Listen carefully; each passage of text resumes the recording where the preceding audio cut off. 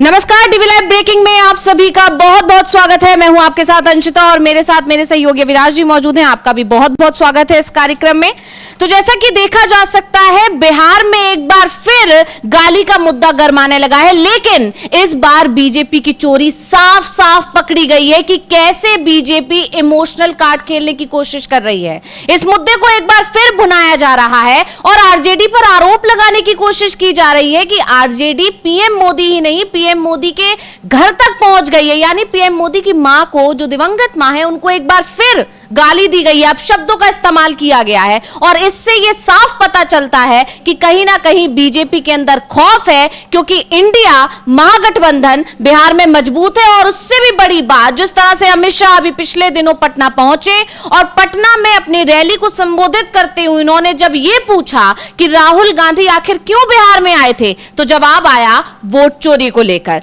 Vote चोरी के मुद्दों को जन जन तक पहुंचाने के लिए। और उसके बाद उस वीडियो में यह भी देखा गया कि कैसे अमित शाह बात को संभालते हुए दिखाई दी। उन्होंने तुरंत बात काटी और कहा नहीं नहीं, इस मुद्दे के लिए नहीं आए थे। तो ये जबकि घुसपैठियों को यहां पर जगह मिल सके, घुसपैठी आपके अधिकारों को छीन सके, उनको यहां पर बसाने के लिए वो यहां आए थे। तो ये सारी चीजें बताती हैं कि कहीं ना कहीं वोट चोरी का मुद्दा इतना ज्यादा बिहार में गरमा चुका है कि बीजेपी डरी हुई है। और जब बीजेपी के हाथ में कुछ नहीं है, बीजेपी और एनडीए सरकार को सत्ता जाती हुई दिखाई दे रही है, तो हर बार की तरह गाली का मुद्दा लेकर आया गया है बीजेपी की तरफ से। लेकिन इस बार आरजेडी ने पोल खोलकर रख दी। तो सबसे पहले हम वो वीडियो आपको दिखाते हैं जिसको वायरल किया जा रहा है बीजेपी की तरफ से, किस तरह से आरोप लगाए जा रहे हैं कि आरजेडी के मंच से एक बार फिर पीएम मोदी के लिए और उनकी मां के लिए अपशब्द कहे गए हैं। आपको याद होगा, इससे पहले वोटर अधिकार यात्रा के दौरान भी इसी तरह के आरोप बीजेपी की तरफ से लगाए गए थे। उन आरोपों पर कोई भी सबूत नहीं मिला बीजेपी को। आरोप ये लगाए गए थे बीजेपी की तरफ से कि तेजस्वी यादव और राहुल गांधी के मंच से एक व्यक्ति ने पीएम मोदी और उनकी मां के लिए अपशब्द कहे थे। वो मामला पुलिस की जांच में भी पहुंचा, लेकिन किसी भी तरह से बीजेपी ये साफ नहीं कर पाई, बीजेपी किसी तरह के कोई सबूत पेश नहीं कर पाई कि वो व्यक्ति कांग्रेस का ही व्यक्ति था या आरजेडी का व्यक्ति था या फिर महागठबंधन के किसी और दल का व्यक्ति था। बड़ी बात यह थी कि जब पीएम मोदी की मां के लिए शब्द कहे गए थे उस मंच से, उस दौरान वहां पर महागठबंधन का कोई भी नेता मौजूद नहीं था, जिसके चलते बीजेपी का वो जो मुद्दा था वही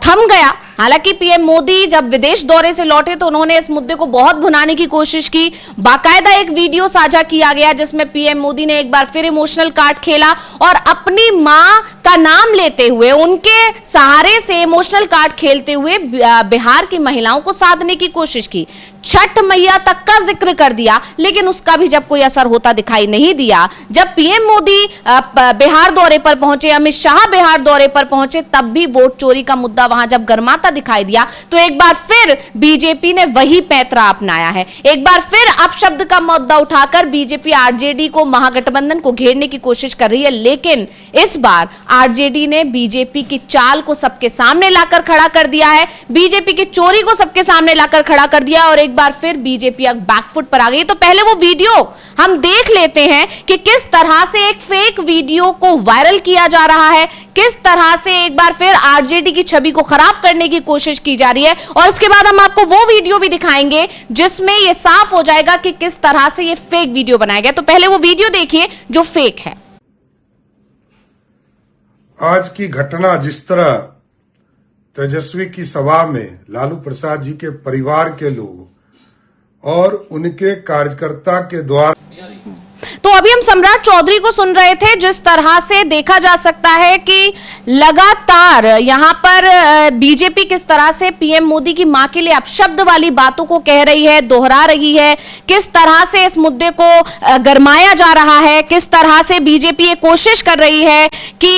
एक बार फिर से कहीं ना कहीं पीएम मोदी की मां का नाम लेते हुए, पीएम मोदी के लिए अपशब्द की बात करते हुए कैसे बीजेपी आरजेडी को घेरने की कोशिश करी। क्योंकि लगातार अविनाश जी ये देखा रखा गया है। आपको याद होगा इससे पहले भी पीएम मोदी का जब कोई भी कार्ड नहीं चलता है, जब विकास के मुद्दे काम नहीं करते हैं किसी भी राज्य में, तो पीएम मोदी बार बार यही लेकर आते हैं कि मुझे गालियां दी जाती हैं। हालांकि इसके साथ वो ये भी कहते हैं कि गालियां मेरे लिए टॉनिक का काम करती हैं। तो यहां पर क्या अगर पीएम मोदी के लिए गालियां टॉनिक का काम करती हैं, तो इसीलिए क्या बिहार में ये गालियों का और अपशब्दों का मुद्दा उठाकर बीजेपी अपने फायदे में भुनाने की कोशिश कर रही है? नहीं, आप देखिएगा, कोई भी चुनाव हो, बीजेपी कभी भी लोकल इशू पर चुनाव नहीं लड़ती है। आम जनता के किसी भी मुद्दे पर वो चुनाव नहीं लड़ती है। बीजेपी का काम यही है कि भावनात्मक मुद्दों को उठाया जाए और उसके सारे वोट लिया जाए, क्योंकि भावनात्मक मुद्दे जो होते हैं वो अचानक ही एकदम से सुर्खियों में आते हैं और उसी तरीके से चले जाते हैं। फिर उसके बाद 5 साल तक हम देखते हैं कि बीजेपी शासित राज्यों में सिर्फ आंदोलन ही आंदोलन दिखाई देते हैं,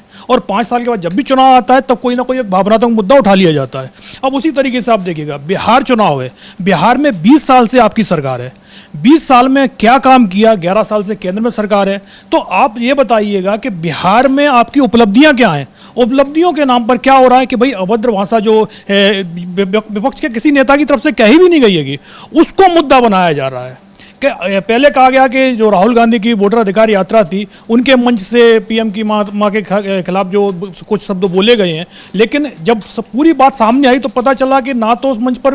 महागठबंधन का कोई नेता ही मौजूद नहीं था। कार्यक्रम खत्म हो चुका था। कार्यक्रम खत्म होने के बाद कोई भी एक व्यक्ति वहां पहुंचता है और ऊटपटांग बातें बोलता है और उसको मुद्दा बनाया जाता है कि राहुल गांधी ने ये शब्द कहलवाए हैं। भाई पुलिस आपकी है, बिहार में सरकार भी आपकी है, और वो व्यक्ति जिसने ये शब्द बोले हैं वो तुरंत गिरफ्तार भी हो गया है। तो उस चीज का पूरा खुलासा आप कर दीजिए ना। लेकिन अब जो नई बात आई है कि जब बिहार में तेजस्वी यादव की वोटर अधिकार यात्रा निकली है और उसी में इसी तरीके का एक वीडियो और वायरल किया जा रहा है, लेकिन अब जब उसकी सच्चाई सामने आ गई है, तो अब जब वीडियो वायरल हुआ उसके बाद तो हम देख रहे हैं बीजेपी के तमाम नेताओं के बयान आ गए कि पीएम के खिलाफ यदि कोई टिप्पणी होती है तो पूरी बीजेपी खुलकर सामने आ जाती है। और उसी तरीके से बिहार में इस बार भी एक बार फिर से उसी चीज़ को मुद्दा बनाने की कोशिश हो रही है जिसमें बीजेपी फेल हो चुकी है। बीजेपी ने इसको लेकर बिहार बंद भी किया था, उसमें भी हमने देखा कि 5 घंटे का बिहार बंद भी बीजेपी नहीं करवा पाई थी। उल्टा जहां कुछ उन्होंने जबरदस्ती करने की कोशिश भी की, उसको लेकर भी बीजेपी उल्टा गिर गई। तो ऐसे में अब बीजेपी की तरफ से कोशिश यही हो रही है कि बिहार बंद के चलते जो नुकसान पार्टी को हुआ है उस नुकसान की भरपाई करने के लिए इसी तरह के कुछ वीडियो उनके हाथ में लग जाए। लेकिन कोई वीडियो हाथ में नहीं लगा है तो अब एक फर्जी वीडियो फैलाया जा रहा है और उसके सारे महागठबंधन को घेरने की कोशिश हो रही है। जी बिल्कुल, हम उस वीडियो को देख सकते हैं कि कैसे वो फर्जी वीडियो फैलाया नहीं जा रहा है अविनाश जी, वो बनाया गया है, क्रिएट किया गया उस वीडियो को। तो पहले उस वीडियो को देखते हैं कि उस वीडियो को किस तरह से क्रिएट किया गया है और आखिर में उस वीडियो के पीछे की सच्चाई क्या है। ये वीडियो देखिए।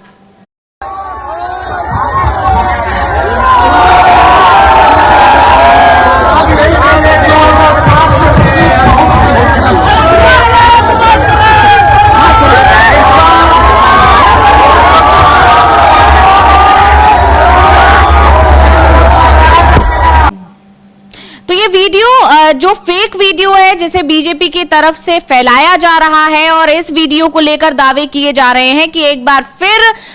पीएम मोदी की मां के लिए अपशब्द का इस्तेमाल किया गया आरजेडी के मन से, जबकि ये सच नहीं है। और इसको लेकर अब आरजेडी के नेताओं की तरफ से प्रतिक्रियाएं आना शुरू हो गई हैं और आरजेडी के नेताओं ने सच बताना शुरू कर दिया है। तो मनोज कुमार झा ने बाकायदा एक ट्वीट किया है। उन्होंने लिखा, बिहार चुनाव प्रचार में भारतीय जनता पार्टी द्वारा संपादित और भ्रामक वीडियो का एक बार पुनः सहारा लेना हताशा को स्पष्ट संकेत है। चुनाव जवाबदेही के क्षण होते हैं जहां पार्टियां अपने रिकॉर्ड, दृष्टिकोण और विचारों को जनता के सामने रखती हैं। इसके बजाय हम जो देख रहे हैं वो एक ध्यान भटकाने वाली रणनीति है जो भड़काने, गुमराह करने को और ध्यान भटकाने के लिए बनाई गई है। जब सत्ता में बैठी कोई पार्टी अपने विशाल संशोधन के साथ संवाद के बजाय तोड़ मरोड़ में निवेश करना चुनती है तो ये आत्मविश्वास नहीं बल्कि असुरक्षा को उजागर करता है। बिहार में उन मुद्दों पर गंभीर बहस का हकदार है जो मायने रखते हैं। अपने बेचैन युवाओं के लिए रोजगार के अवसर, पलायन के चक्र को उलटना और स्वास्थ्य एवं शिक्षा के बुनियादी ढांचे में सुधार,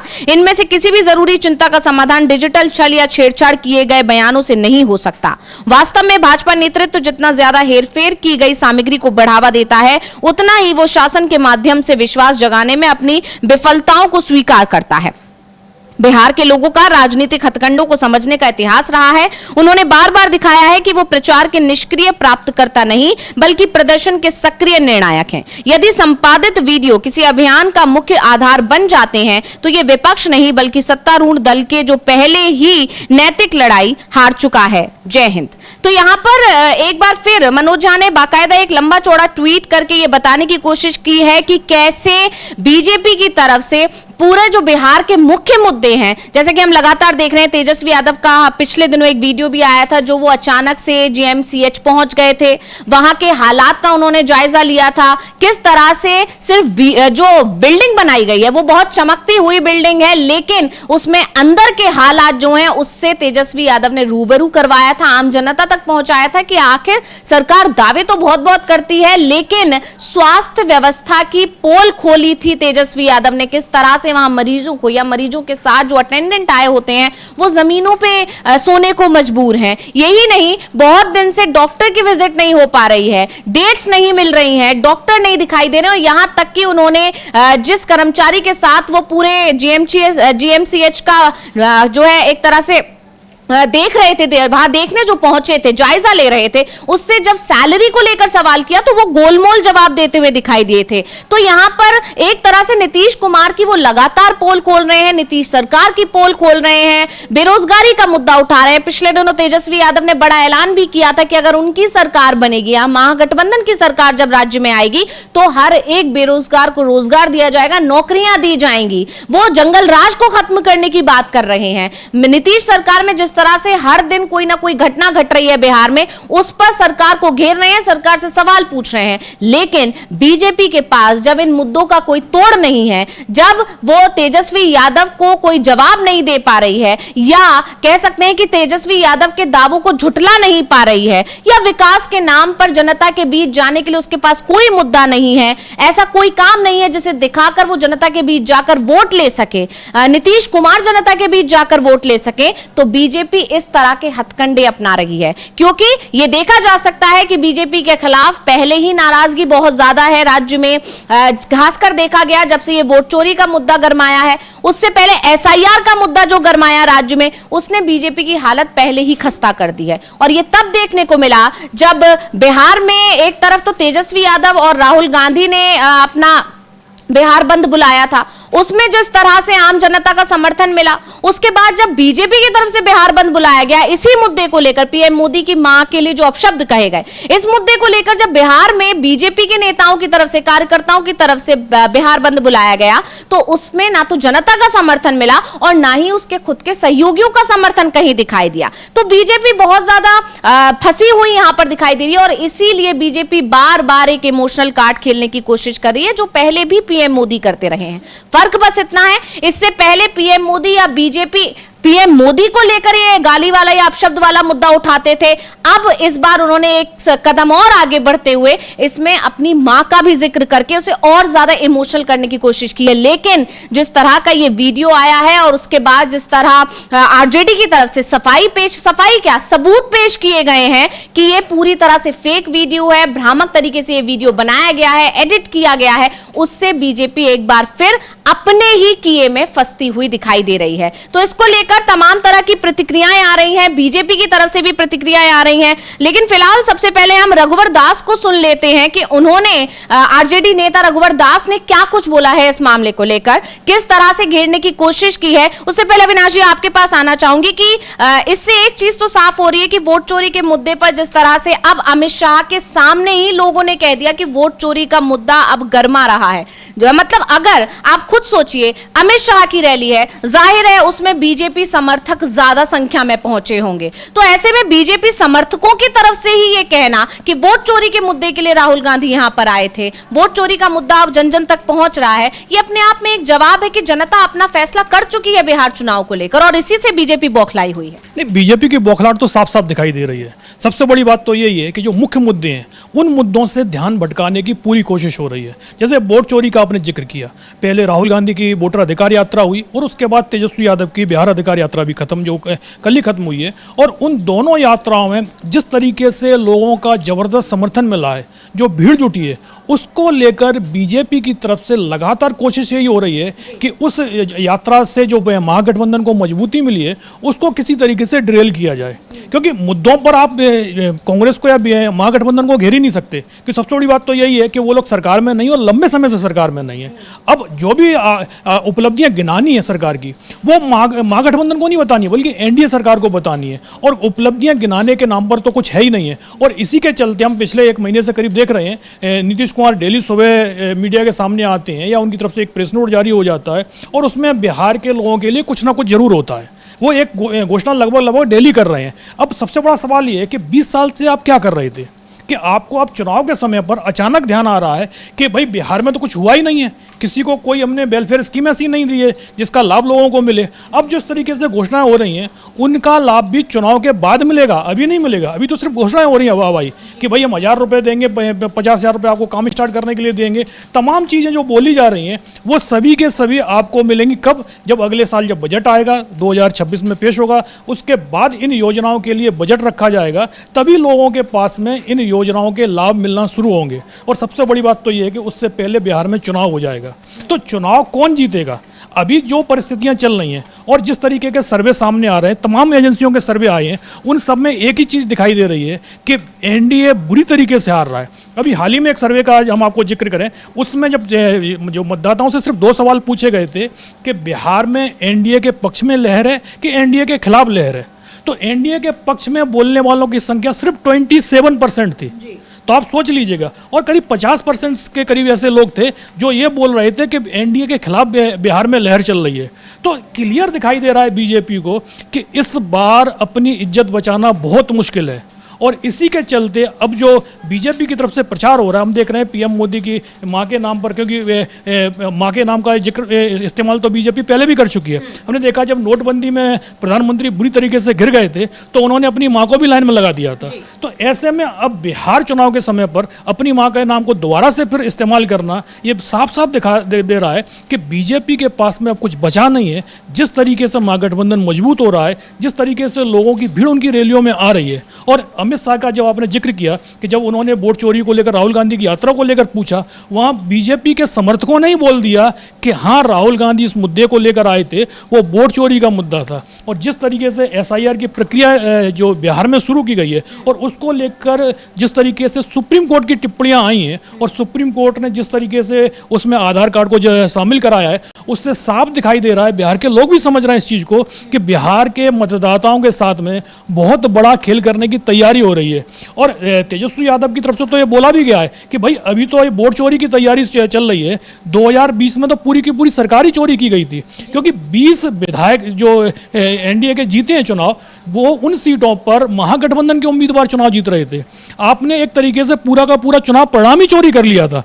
लेकिन इस बार ये सब चीज़ें नहीं हो पाएंगी, इसकी तैयारी महागठबंधन की तरफ से कर ली गई है। और यही कारण है कि बीजेपी के पास जब कोई मुद्दा नहीं बचा है तो फिर वो भावनात्मक मुद्दों को उठाने की कोशिश कर रहे हैं। जी बिल्कुल। और जैसे कि अविनाश जी आपने अभी कहा कि कई सर्वे हो रहे हैं और सर्वे ये बता रहे हैं कि एनडीए के इस वक्त जबरदस्त हालात खराब है वहां पर। वहीं दूसरी तरफ हम भी जानते हैं कि बीजेपी भी एक इंटरनल सर्वे हर बार कराती है। जिस भी राज्य में चुनाव होने वाले होते हैं वो वहां पर पहले एक इंटरनल सर्वे कराती है, अपनी पार्टी की तरफ से ये सर्वे कराया जाता है और उसमें बीजेपी को अपनी हालत पता चल जाती है। और इसीलिए ये आरोप भी विपक्ष की तरफ से लगाया जाता है कि जिन जिन सीटों पर वो कमजोर होती है उन सीटों पर धांधली करवाकर वो उन सीट्स को जीत लेती है और ऐसे करके बीजेपी चुनाव जीत रही है। तो यहां पर बीजेपी ने भी एक इंटरनल सर्वे कराया होगा और जाहिर है कि उसमें भी बीजेपी को अपनी हालात, एनडीए के हालात अच्छे नहीं दिखाई दिए हैं। इसीलिए अब पीएम मोदी की गाली का मुद्दा एक बार फिर गरमाने लगा है कि उनको गाली दी गई, इस बार उनकी मां के लिए भी अपशब्द का इस्तेमाल किया गया। यह मुद्दा अब बुरी तरह से यहां पर बीजेपी की तरफ से उठाया जा रहा है। लेकिन आरजेडी ने बहुत ही समझदारी के साथ, सूझबूझ के साथ तुरंत इस वीडियो को सामने लाकर, जिसमें सच्चाई ला दी गई है, सबूत पेश कर दिया है कि ये एक फेक वीडियो बनाया जा रहा है बीजेपी की तरफ से। किसी तरह के कोई अपशब्द का इस्तेमाल नहीं हुआ है तेजस्वी के मंच से, यह बीजेपी की तरफ से फैलाया गया एक झूठ है। और इसी को लेकर रघुवर दास का बयान आया है, आरजेडी नेता है, वो क्या कुछ बोले हैं सुनिए। बहुत अच्छा बात है, रघुवर दास जी बता दें कि बहन सोफिया कुरैशी को गाली देने वाला राष्ट्रभक्त है या राष्ट्रद्रोही है। पूरी सेना को देश के प्रधानमंत्री के चरणों में नतमस्तक करवा देने वाला आपका मंत्री देश प्रेमी है या देशद्रोही है? रघुवर दास जी इसको डिफाइन कर लें। और अगर राष्ट्रद्रोही है तो स्वाभाविक तौर पे देश प्रेमी हम हैं। जो अपने आरएसएस अपने मुख्यालय में 52 सालों तक तिरंगा नहीं फहराया,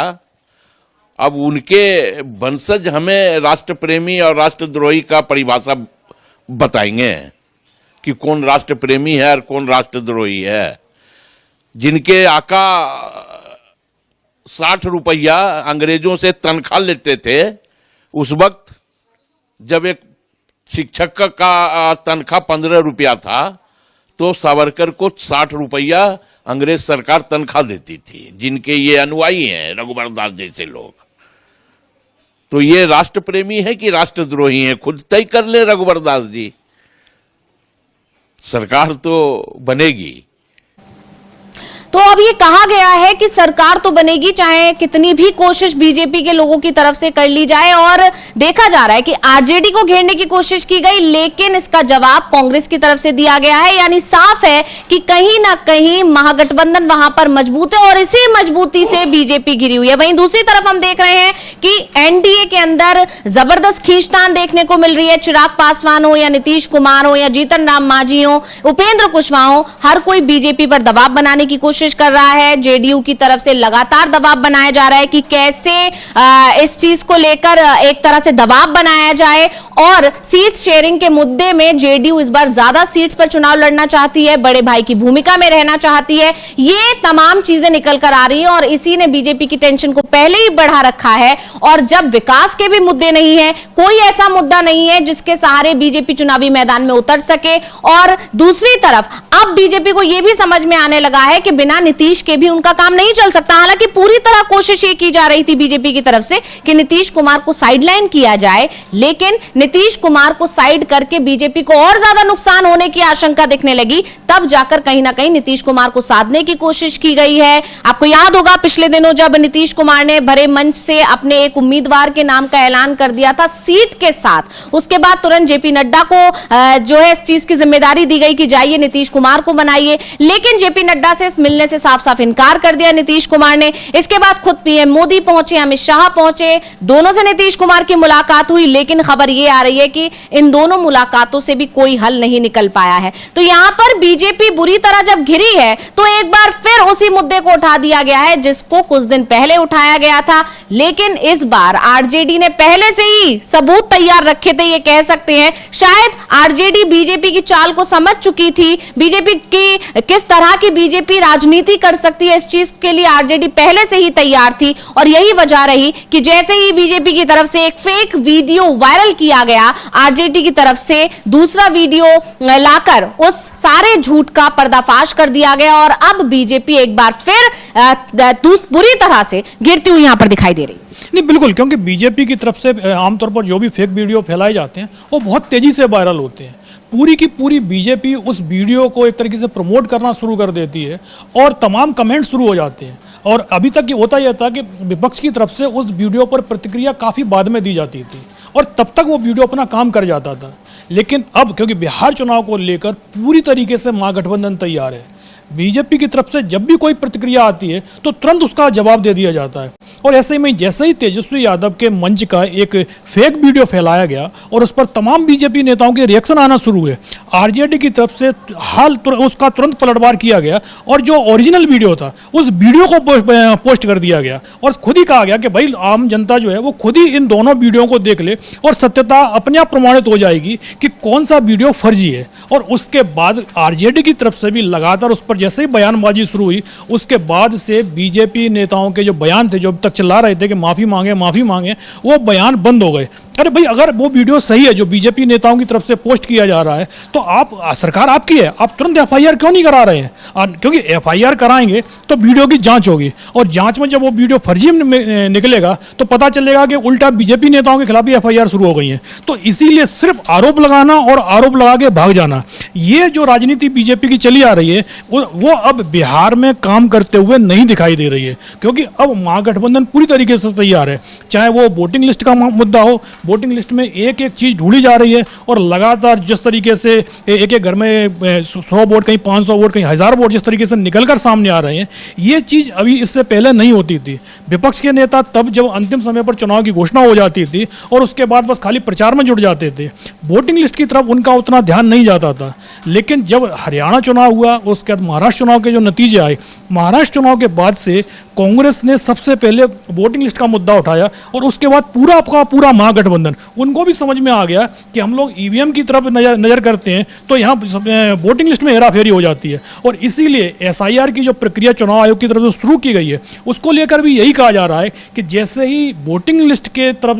विपक्ष का ध्यान गया है, उसके बाद आनन फानन में एसआईआर शुरू किया गया है। और सबसे पहले इसको बिहार और खाली पश्चिम बंगाल में शुरू किया जा रहा था, लेकिन जैसे ही चुनाव आयोग इस मुद्दे को लेकर सुप्रीम कोर्ट में बुरी तरीके से फंस गया, तो अपने बचाव के लिए अब एसआईआर की प्रक्रिया पूरे देश में की जा रही है। तो सवाल साफ है कि अगर महागठबंधन सक्रिय रहता है और वोट चोरी का जो काम जो चल रहा है, जिसको लेकर लगातार नए नए खुलासे राहुल गांधी कर रहे हैं, बिहार में वो नहीं हो पाया, तो फिर एनडीए की जीतने की संभावनाएं दूर दूर तक नहीं दिखाई दे रही हैं। खुद बीजेपी और जेडीयू के अंदर के जो सर्वे सामने आ रहे हैं, उसके बाद उनके नेता ही बोल रहे हैं कि हमें अपने अधिकतर विधायकों के टिकट काटने पड़ेंगे, क्योंकि जनता का जो एंटी इनकम्बेंसी का जो फैक्टर काम कर रहा है, वो वहाँ कई स्तर पर काम कर रहा है। केंद्र सरकार से नाराजगी है, राज्य सरकार से नाराजगी है, वहाँ के लोकल विधायकों से नाराजगी है। जब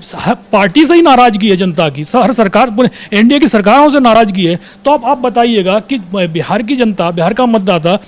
एनडीए को वोट क्यों देगा? तो जब साफ साफ दिखाई दे रहा है कि इस बार का चुनाव पूरी तरीके से महागठबंधन की तरफ जाता हुआ दिखाई दे रहा है, तो अब बीजेपी की तरफ से मुद्दों को छोड़कर सिर्फ और सिर्फ गाली के ऊपर जो राजनीति शुरू हो गई है, जिस तरीके से अभद्र टिप्पणियों को लेकर सियासत शुरू हो गई है, और जिस तरीके से अब विपक्ष के नेताओं पर जो फर्जी मुकदमे लगाए जा रहे हैं कि ये जो वीडियो है, उस वीडियो में भले विपक्ष का कोई नेता नहीं हो, लेकिन एफआईआर दर्ज होगी तो उसमें तेजस्वी यादव का भी नाम होगा, उसमें राहुल गांधी का भी नाम होगा। सिर्फ और सिर्फ विपक्ष के नेताओं को परेशान करने की कोशिश जो जिस तरीके से शुरू कर दी गई है, उससे साफ साफ दिख रहा है कि बीजेपी भी अब मान चुकी है कि ये चुनाव अब उसके लिए जीतना बहुत मुश्किल हो गया है। जी बिल्कुल अविनाश जी, और एक चीज और गौर करने वाली है यहाँ पर कि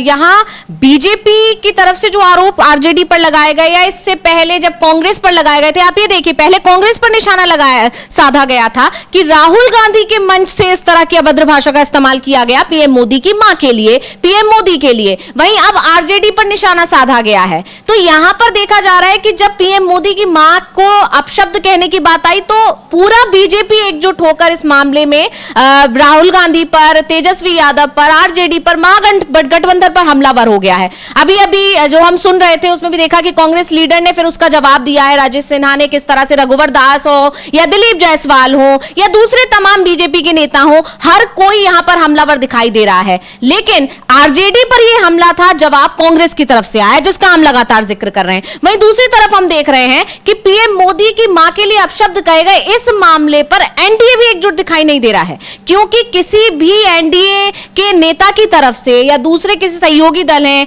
उनकी तरफ से इस तरह का कोई बयान नहीं आ रहा है कि अपशब्द नहीं कहने चाहिए थे या अपशब्द कहे गए हैं पीएम मोदी की मां के लिए, इस तरह का कोई बयान। तो इससे ही साफ पता चलता है कि बीजेपी जो खेल खेल रही है, लोग एनडीए के खुद के सहयोगी दल इस चीज को समझ रहे हैं कि इसमें कोई दम नहीं है, इससे कोई काम नहीं, कोई मतलब फायदा नहीं मिलने वाला है आने वाले समय में, और इसीलिए उन्होंने खुद को पहले ही किनारे कर रखा है। नहीं, जो एनडीए के सहयोगी हैं उनको भी मालूम है कि बिहार में नरेंद्र मोदी के नाम पर वोट नहीं मिल पाएगा। अगर नरेंद्र मोदी के नाम पर वोट मिल जाता तो फिर 2015 में एनडीए वहां चुनाव नहीं हारता। एनडीए तभी चुनाव जीत पाता है जब नीतीश कुमार एनडीए के साथ होते हैं। नीतीश कुमार एनडीए छोड़ देते हैं तो फिर बीजेपी को वहां बुरी तरीके से हार मिलती है। तो ये तो क्लियर है कि नरेंद्र मोदी के नाम पर वोट नहीं मिलेगा। वोट मिलेगा कब? जब जो वहाँ के जो लोकल समीकरण है, जो वहाँ के जातिगत समीकरण है, बाकी सारी चीज़ें बीजेपी साध लेती है, तभी वो बीजेपी वहाँ से चुनाव जीत पाती है। तो जब मोदी के नाम पर वोट मिलना ही नहीं है, जो एनडीए के सहयोगियों को भी पता है, तो ऐसी स्थिति में और जब जिस तरीके का वीडियो फैलाया गया, जेडीयू को भी मालूम है कि भाई ये वीडियो सही वीडियो नहीं है, अगर क्योंकि नीतीश कुमार ही गृह मंत्री हैं, अगर जेडीयू के नेताओं की तरफ से इस वीडियो को लेकर टिप्पणियां शुरू हो गई तो उनसे ही सवाल पूछा जाएगा कि भाई सरकार आपकी है, गृह मंत्रालय आपके पास में, तो कार्रवाई क्यों नहीं की जा रही है? आप सीधा कार्रवाई कीजिए, बयान मत दीजिएगा। लेकिन जेडीयू के नेताओं को पता है कि जब वीडियो ओरिजिनल है ही नहीं है तो फिर उसको लेकर टिप्पणियां क्यों की जाएं। बीजेपी के नेताओं की शुरुआत में तो टिप्पणियां आई हैं, लेकिन हम देख रहे हैं कि उनकी टिप्पणियां आना भी बंद हो गई हैं कि जैसे ही इस वीडियो का खुलासा हुआ है कि ये पूरा का पूरा वीडियो ही फर्जी है, तो अब आप एक फर्जी वीडियो के सहारे कितने लंबे समय तक लोगों को बरगला सकते हैं? क्योंकि जैसे ही उसका खुलासा होता है, ये कहा जाता है भाई सच ज़्यादा लंबा से नहीं चल पाता, जैसे झूठ ज़्यादा लंबा नहीं चल पाता है, जैसे ही सच सामने आता है वो तुरंत गायब हो जाता है। झूठ की उम्र लंबी नहीं होती, ऐसा कहा जाता है। हाँ बिल्कुल। और अब जब सब ये चीज खुलकर सामने आ चुकी है कि वो वीडियो पूरी तरीके से फर्जी है, तो अब बीजेपी नेताओं का जो एक तरीके से विपक्ष को घेरने की कोशिश कर रहे थे वो बैकफायर कर गया है। अब बीजेपी नेता ना तो सफाई दे पा रहे हैं और घेरना तो अब घेर तो सकते ही नहीं है, क्योंकि वो खुद उल्टा ही घेरते जा रहे हैं इस पूरे मामले पर। तो ऐसे में बीजेपी को अपनी रणनीति बदलनी पड़ेगी। जिस तरीके से अब ये खबर आ रही है कि वो अपने 30% से ज़्यादा विधायकों के टिकट काट रहे हैं और संभवतः हमें तो लगता है वो 30% सीटों पर ही चुनाव लड़ें तो ज़्यादा बेटर उनके लिए रहेगा कि नीतीश कुमार के नाम पर चुनाव तो वो नीतीश कुमार के नाम पर लड़ना चाहते हैं, लेकिन सीएम पद के लिए वो चाहते हैं कि जो सीएम पद का दावेदार हो बीजेपी का दावेदार हो अगर सरकार बने। लेकिन साफ साफ दिखाई दे रहा है कि इस बार सरकार बनना भी मुश्किल हो रहा है। तो ऐसे में बीजेपी जिस तरीके से गिरती जा रही है और जो वो इस तरीके की यदि फर्जी वीडियो और लेके आएगी तो ये मान के चलिएगा कि उसकी स्थिति और भी खराब होती चली जाएगी। जी बिल्कुल। और यहाँ पर देखा जा रहा है कि वोट चोरी का मामला बहुत ज्यादा तूल पकड़ रहा है और इसी को लेकर जब दिल्ली की सीएम जो रेखा गुप्ता हैं उनसे एक सवाल किया गया ईवीएम में धांधली को लेकर, ईवीएम के सहारे से जीतने को लेकर, तो उन्होंने बहुत ही अजीब सा जवाब देकर बीजेपी को और ज्यादा सवालों में घिरा दिया। यानी उन्होंने अपने बयान से ये मान लिया कि बीजेपी ईवीएम की चोरी कर रही है, ईवीएम में धांधली कर रही है और इसीलिए बीजेपी जीत रही है। उन्होंने साफ साफ कहा कि जब तक ये लोग कर रहे थे धांधली तब तक कोई दिक्कत नहीं थी, हमने कर ली है तो ये तो इनको परेशानी क्यों हो रही है, इनको बेचैनी क्यों हो रही है। तो यानी एक तरह से कहा जा सकता है कि सीएम रेखा गुप्ता ने बीजेपी को बुरी तरह से फंसा दिया है अपने इस बयान से। नहीं बिल्कुल, क्योंकि अभी देखिए हाल में जो डी का भी चुनाव हुआ वो भी ईवीएम से ही चुनाव हुआ था और उसमें जो जीत बीजेपी को मिली है, एबीवीपी को मिली है, उस पर पहले दिन से ही एक तरीके से सवाल उठ गए थे। वोटिंग के दिन ही, जिस दिन वोट डाले जा रहे थे उसी दिन ये कहा जा रहा था कि ईवीएम में धांधली हो रही है। और अब रेखा गुप्ता जो दिल्ली की सीएम है उनकी तरफ से यह बयान आ रहा है कि 70 साल से आप लोग का मतलब उनका सीधा सीधा कहना कांग्रेस की तरफ से है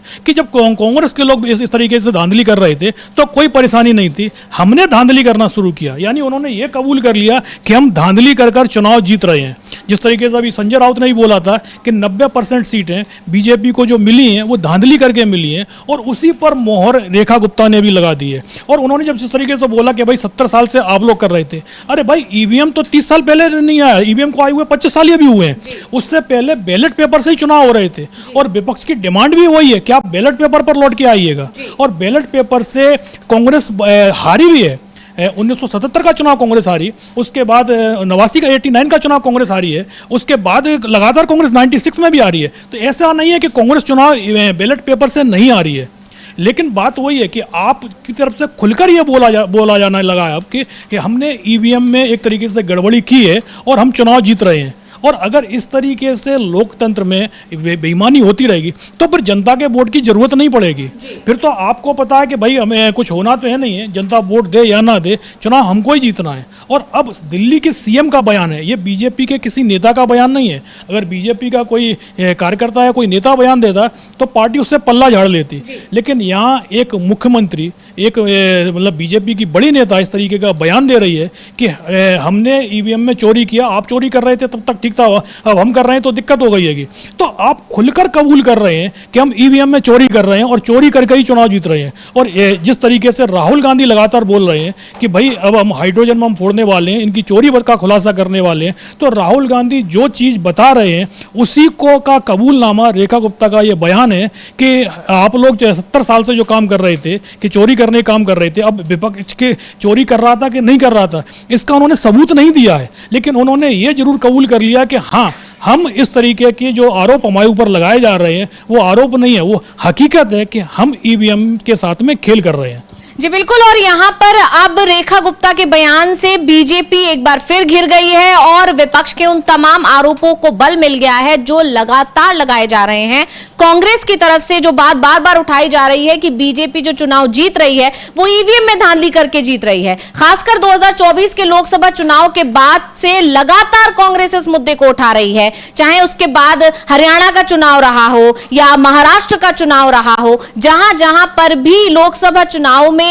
बीजेपी कहीं ना कहीं थोड़ी, महाराष्ट्र में जैसे कि हम बात करें, महाराष्ट्र से ये मुद्दा ज्यादा गरमाया अविनाश जी, क्योंकि महाराष्ट्र में ये देखा गया कि लोकसभा चुनाव में बीजेपी कमजोर थी, लेकिन जब विधानसभा चुनाव महाराष्ट्र में हुए तो अचानक से नतीजे पलट गए। इसी के अलावा हरियाणा की अगर बात की जाए तो वहां पर भी बीजेपी की स्थिति बहुत ज्यादा अच्छी नहीं थी लोकसभा चुनाव में, और जिस तरह से लहर वहां चल रही थी ये तय माना जा रहा था कि जीत इस बार कांग्रेस की होगी, लेकिन नतीजे आए तो कांग्रेस तो छोड़िए बीजेपी के लोग ही हैरान रह गए, क्योंकि इतनी बड़ी जीत की उम्मीद तो उनको भी नहीं थी। तो इसके बाद से लगातार ईवीएम में धांधली का मुद्दा उठाया गया और ईवीएम में धांधली को जब पकड़ने के लिए कांग्रेस ने इस मुद्दे को में जानकारी ली, जांच करने की कोशिश की, सबूत जुटाए, तो उनके हाथ लगी वोट चोरी का मामला। किस तरह से वोटर लिस्ट में धांधली की जाती है, किस तरह से नाम काट दिए जाते हैं, नाम जोड़ दिए जाते हैं, एक एक घर में कई सौ लोग दिखा दिए जाते हैं, मकान नंबर का मामला, एपिक नंबर का मामला, ये बहुत सारे मुद्दे जब राहुल गांधी के हाथ लगे हैं तो राहुल गांधी लगातार अब वोट चोरी का मुद्दा उठा रहे हैं। और इसी वोट चोरी के मुद्दे को लेकर बिहार में वोटर अधिकार यात्रा निकाली गई और वोटर अधिकार यात्रा का असर जन जन तक पहुंच रहा है, इससे बीजेपी बौखलाई हुई है। वहीं इस पूरे मामले को लेकर, वोट चोरी के मामले को लेकर कांग्रेस नेता है पवन कुमार बंसल, उनका भी बयान आया है, कैसे उन्होंने घेरने की कोशिश की है, क्या कुछ बोले हैं वो, सुनिए एक बार। नहीं, बड़े व्यापक तौर पे तो पूरा एक जगह देखना ही सब जगह बहुत मुश्किल है, लेकिन जो आदमी करता है ये तो उसकी मानसिकता है ना, वो तो अपनी सोच है कितनी जगह क्या करना है। अगर वो वोटर लिस्ट आपकी ईवीएम्स का था, हम ये तो नहीं कहते थे कि 543 की 543 सीटों पे करते हैं, जहां जहां उनको जरूरत है वहीं करेंगे ना। हमारा विचार था ये 100-150 सीटों पे वो ऐसी चुन लेते हैं जो जीतने हारने वाली बराबर सी होती है, यहाँ फर्क डाल सकते हैं। यहाँ बिल्कुल हारने वाली होती है उनको हाथ नहीं लगाते, जिनको वो अच्छी तरह जीत सकते हैं उनके लिए वो उनको फिक्र ही नहीं होता, जिनको लगता है कि जीत सकते हैं, हार सकते हैं और उससे नतीजा बदल जाता है, उन जगह पे वो करते हैं। ऐसा ही है तो उन्होंने देखना है ना कहाँ कहाँ उन्होंने ये किया है, कौन से चुनाव के समय। अब बिहार का आया है तो वहां खतरा ज्यादा है, साथ साथ दिखा दिया राहुल गांधी ने कि महाराष्ट्र में ये हुआ, कर्नाटक में हुआ पहले चुनाव के समय, और एक एक जगह ढूंढना ये बहुत बड़ा लंबा काम करना पड़ता है। उन्होंने तो अपनी डिजिटल जो वोटर लिस्टें गायब कर दी, तो ये तो खुद और मुश्किल तरीके से ढूंढना पड़ रहा है जैसे कर रहे हैं। तो लेकिन आखिर में तो ये है कि एक अच्छी जिम्मेदार सरकार लोगों के प्रति जवाब दे सरकार हो और वो लोगों के काम करे, इसी के लिए तो वोट उसी का है, उसका एक जरिया है आगे। तो अभी हम पवन कुमार बंसल को सुन रहे थे और उन्होंने वही बात दोहराई है जो राहुल गांधी ने अपनी प्रेस कॉन्फ्रेंस में दोहराई थी, जो उन्होंने 18 सितंबर को की, जिसमें उन्होंने साफ साफ कहा कि कांग्रेस जिन सीटों पर मजबूत है उन सीटों पर धांधली की जाती है, वोटिंग लिस्ट से लोगों के नाम गायब किए जाते हैं, काटे जाते हैं और धांधली के सहारे से सिर्फ और सिर्फ कांग्रेस को कमजोर करने की कोशिश की जा रही है। और यह बात किसी से छिपी नहीं है अविनाश जी कि अगर बीजेपी को सीधी टक्कर कोई पार्टी दे सकती है देश में तो वो कांग्रेस ही है। और यही वजह रही कि बहुत ज्यादा कोशिश की गई थी लोकसभा चुनाव में एक तीसरा मोर्चा बनाने की, लेकिन कांग्रेस को कमजोर नहीं कर पाए। और तीसरा मोर्चा का जो बात जिस पर हम जिक्र भी करते रहे कई बार, केसीआर की तरफ से जो बार बार उसका कोशिश की गई, ममता बनर्जी केसीआर सब मिलकर एक तीसरा मोर्चा तैयार कर रहे थे, अरविंद केजरीवाल भी उसमें थे, लेकिन वो तीसरा मोर्चा तैयार नहीं हो पाया और उसके बाद इंडिया गठबंधन तैयार हुआ। और क्योंकि वो कांग्रेस ने उसका नेतृत्व किया, राहुल गांधी ने उसका नेतृत्व किया, भारत जोड़ो यात्रा, भारत जोड़ो न्याय यात्रा का असर देखने को को मिला और यही वजह रही कि बीजेपी अकेले के दम पर बहुमत तक हासिल नहीं कर पाई और इस बार देश में एनडीए की सरकार है, ना कि मोदी सरकार है, ना कि बीजेपी सरकार है। तो ये सारी चीजें बता रही हैं कि राहुल गांधी जो भी सबूत रख रहे हैं, जो भी जानकारी सामने रख रहे हैं, उससे ये वोट चोरी का मुद्दा और ज्यादा गर्माता चला जा रहा है। इस मुद्दे को अब जन जन तक पहुंचाया जा रहा है और इसका असर दिख रहा है। सिर्फ बिहार तक ही सीमित नहीं है, अब ये मुद्दा दूसरे राज्यों में उठने लगा है और यही शायद वजह रही कि जब गुजरात में पीएम मोदी भावनगर पहुंचे, अपने गृह राज्य में जब पीएम मोदी पहुंचे, तो वो उत्साह इस बार लोगों में देखने को नहीं मिला था जो पहले देखा जाता था। और इसके बाद से इस बात की चर्चा ने जोर पकड़ लिया कि क्या राहुल गांधी ने जो एक तरह से मुहिम छेड़ी है या जो रणनीति बनाई है कि अगर दिल्ली की सत्ता से बीजेपी को हटाना है, दिल्ली की कुर्सी बीजेपी से लेनी है, तो उसके लिए सबसे पहले जरूरी है कि गुजरात से बीजेपी को हटाया जाए। और अब राहुल गांधी की वो कोशिश, राहुल गांधी की वो मेहनत वहां पर रंग लाती दिखाई दे रही है, कामयाबी मिलती राहुल गांधी को दिखाई दी और यही वजह रही कि पीएम मोदी के रोड शो में वो भीड़, वो नजारा देखने को नहीं मिला जो आमतौर पर इससे पहले मिलता रहा था। तो यहां पर वोट चोरी का मुद्दा अब जन जन तक पहुंच रहा है और इसी को लेकर अब प्रशांत भूषण ने भी एक ट्वीट किया है। वो लिखते हैं कि बिहार में वोट हटाने का मामला सोचा था उससे कहीं ज्यादा गंभीर लगता है। ईसीआई ने ड्राफ्ट लिस्ट से 65 लाख वोटरों के नाम हटा दिए। उसने ये सूची सुप्रीम कोर्ट के आदेश पर ही जारी की। अब एक रिसर्च में पता चला है कि जिन कई वोटरों के वोट हटाए गए उनके नाम इलेक्शन कमीशन ऑफ इंडिया की सूची में नहीं है। तो यहां पर एक बहुत बड़ा एक तरह से फिर से खुलासा किया है प्रशांत भूषण ने और यह बताने की कोशिश की है कि अभी भी धांधली चल रही है। भले ही सुप्रीम कोर्ट आदेश दे रहा है, सुप्रीम कोर्ट के आदेशों को बहुत मजबूरी में ईसीआई मान भी रहा है, क्योंकि पहले तो लगातार यही कोशिश की जा रही है कि कैसे सुप्रीम कोर्ट के आदेशों को नजरअंदाज किया जाए। सबसे पहले सुप्रीम कोर्ट ने सिर्फ एक सलाह दी आधार कार्ड को लेकर, जैसे कि अविनाश जी, उसको नहीं माना गया। उसके बाद फिर निर्देश देना पड़ा सुप्रीम कोर्ट को और फिर आखिर में आकर आदेश देना पड़ा। तब जाकर यह कहा गया है कि आधार कार्ड को भी मान्यता दी जाए 11वें दस्तावेज, जो 11 दस्तावेज है उसके बाद 12वें दस्तावेज के रूप में। तो कहीं ना कहीं सुप्रीम कोर्ट को नजरअंदाज किया जा रहा है और इसी बीच जो प्रशांत भूषण की तरफ से अब ये ट्वीट किया गया, इसमें ये बड़ी जानकारी निकल कर आई है कि किस तरह से एक बार फिर से इलेक्शन कमीशन से बेवकूफ बनाने की कोशिश कर रहा है आम जनता को, लेकिन जनता इस चीज को समझ रही है। वहीं दूसरी तरफ और भी कई जानकारी निकल कर आ रही है कि एसआईटी का गठन कर दिया गया है वोट चोरी मामले को लेकर और किस तरह से जांच को लेकर। इस सब में क्या कुछ जानकारी अविनाश जी आपके पास? नहीं, सबसे पहले तो हम जो प्रशांत भूषण है उनके जो ट्वीट आया उस पर बात करते हैं कि जिस तरीके से उन्होंने बोला है कि जो 65 लाख नाम चुनाव आयोग की तरफ से दिए गए हैं उनमें ऐसे कई नाम शामिल नहीं है जिन्होंने पिछले चुनाव में वोट डाला है, जिनका वोटिंग लिस्ट में नाम था, और इस बार 65 लाख जो नाम काटे गए हैं उनमें उन लोगों के नाम नहीं है। तो सबसे बड़ा सवाल तो यही उठ रहा है कि जब चुनाव आयोग की तरफ से ये बताया जा रहा है कि हमने सिर्फ 65 लाख नाम काटे हैं और बाकी के जो नाम हैं वो पिछली जो वोटिंग लिस्ट में वो सारे के सारे जो उनके ड्राफ्ट लिस्ट जो बाद में आई है मतदाता सूची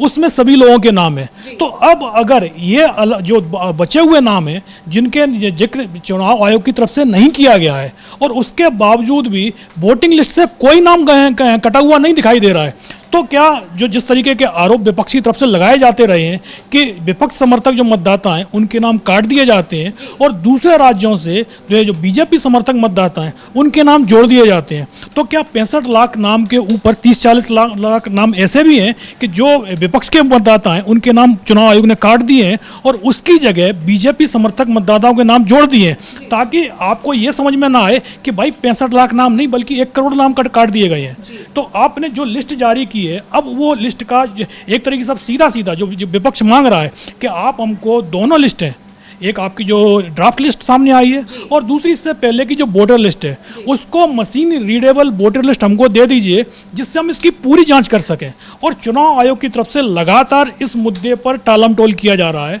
और साफ साफ मना कर दिया गया है कि हम ये लिस्ट नहीं देंगे। तो सब ये जिस तरीके से प्रशांत भूषण का जो बयान आया है ये काफ़ी चिंता की बात है कि अगर इस तरीके की धांधलियां हो रही हैं तो फिर वोटर अधिकार यात्रा हो चाहे बिहार अधिकार यात्रा हो, इसका कोई फर्क पड़ने वाला नहीं है, क्योंकि अगर बीजेपी 50 लाख वोट पहले से ही लेने में कामयाब हो जाती है तो फिर आप इस अंतर को एक तरीके से पूरी तरीके से नहीं पाट पाएंगे और होगा फिर वही जो चुनाव परिणाम महाराष्ट्र में आए हैं कि आपने जब बाद में बताया कि करीब 45 लाख से 47 लाख नाम जोड़ दिए गए थे और उन्हीं वोटरों से बीजेपी ने महाराष्ट्र में बड़ी जीत हासिल कर ली थी, वही चीज़ अब अगर बिहार के साथ में हो रही है तो बिहार का परिणाम भी महाराष्ट्र के परिणाम को ही दोहराएगा।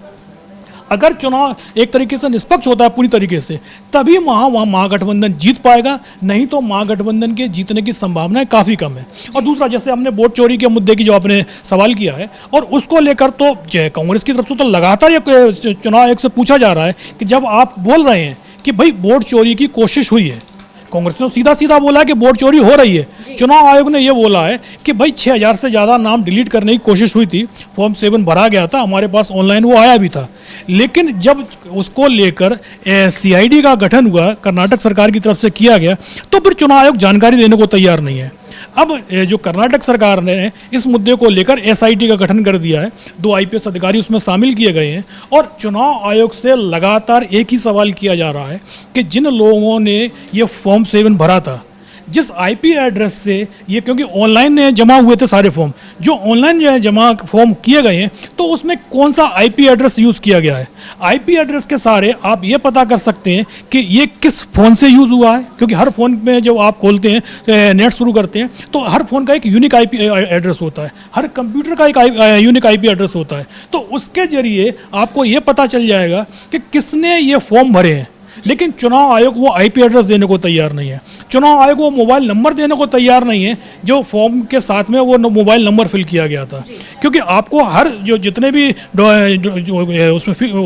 कॉलम होते हैं वो सारे कॉलम आपको भरने पड़ते हैं, तो फ़ोन नंबर या कॉलम में कौन सा फ़ोन नंबर भरा गया है, किस IP एड्रेस का इस्तेमाल किया गया है, चुनाव आयोग इस चीज़ को बताने के लिए तैयार नहीं हो रहा है। अब क्योंकि कर्नाटक सरकार की तरफ से जो आनंद विधानसभा सीट है जहाँ का ये मामला राहुल गांधी ने जिसका खुलासा किया था, उसको लेकर अब SIT बना दी गई है और चुनाव आयोग से लगातार जो CID की तरफ से सवाल किए जा रहे थे वही सवाल अब SIT की तरफ से भी किए जाएंगे। लेकिन चुनाव आयोग जो बोल रहा है कि ये कोशिश हुई थी, अब अगर कोशिश हुई है, चोरी हुई है, तो क्या चोरों को पकड़ने की कोशिश चुनाव आयोग कर रहा है? और अगर चोरों को पकड़ने की कोशिश की जा रही है सरकार की तरफ से, तो फिर चुनाव आयोग उसमें मदद करने के लिए तैयार क्यों नहीं हो रहा है? किन चोरों को बचाने की कोशिश इस समय हो रही है? जी बिल्कुल। और एक बार फिर इसी मुद्दे को लेकर लगातार जैसे कि कांग्रेस की तरफ से दावे किए ही जा रहे हैं, पवन खेड़ा की तरफ से बाकायदा ट्वीट करके इलेक्शन कमीशन के झूठ का एक बार फिर खुलासा किया गया। आपको याद होगा 18 सितंबर को जब राहुल गांधी ने प्रेस कॉन्फ्रेंस की,